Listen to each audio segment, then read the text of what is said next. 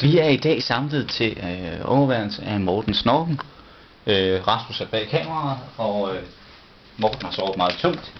Ellers har han taget nogle piller, og Morten har været udsat for skamfering.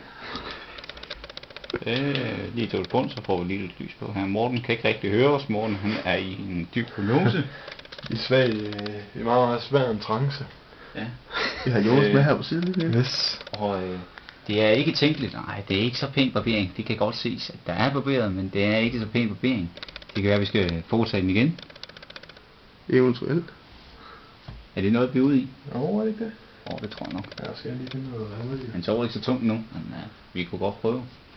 Jeg har en barbersko her. Det tilføres således i en tynd stråle og lav batteritilstand. Vi prøver lige at have noget lys. Til lys i loftet. Det ser sådan her. Man tager en finger, smører det ud på benet. Stille og roligt. Forsøgspersonen skal ikke vågne op. Det gør således. Jævnt lag. Det er fint. Således. Overskydende bærskum fjernes. På pikken. Okay. Jeg fortsætter med lidt skamfering. Dr. Pedersen, er de klar til at gøre deres indgreb? Yes. Der Commence action. skal løs.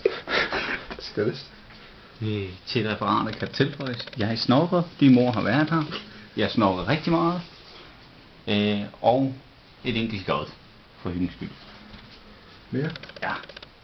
Det kan også ses ved neurokirurgisk indgreb.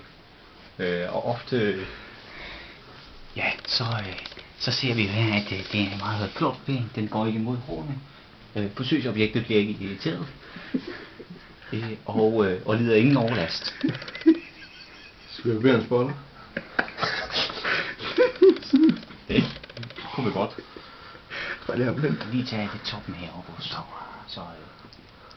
bliver det godt. Er nogen, der ser film nu? Ja. Nå.